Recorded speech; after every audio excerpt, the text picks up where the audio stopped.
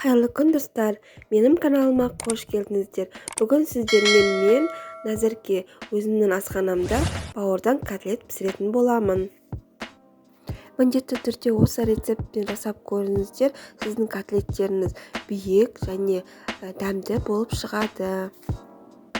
Ол үшін керекті заттар: 500 грамм тартылған бауыр, 1 пияз, 2 жұмыртқа, 5-6 ас қасық ұн, 1 ас қасық майонез, 1 шай қасық тұз, шай қасықтың жартысымен сода және шағу май қуыруға.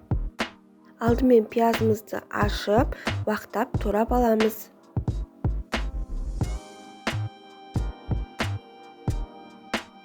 Мен бауырымды алдын ала ет тартқыштан тартып алдым. Енді осыған пиязымызды салып араластырамыз.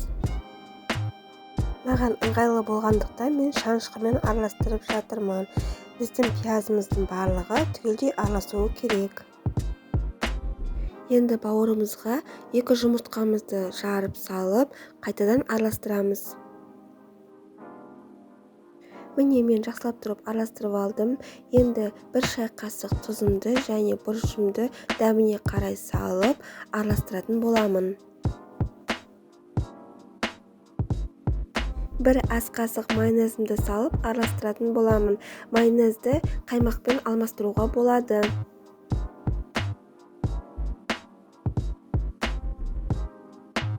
Енді массамызға ұнымызды салып араластыратын боламыз. Мен бірден салып араластырдым. Сіздің өз қалауыңыз бір-бірлеп салып араластырсаңыз да болады. Біз мұнда ұнымызды жақсылап тұрып араластырып алуымыз керек. Енді шай қасық жартысымен содамызды салып, дұрыстап тұрып түгелдей араластырамыз. Мен артынша тағы 1 ас қасық ұн салып жібердім.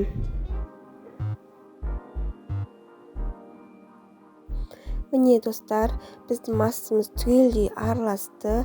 Енді табамызға майымызды құйып, астын жағып қыздыратын боламыз. Табамызға 1 каседе шағу май кетеді.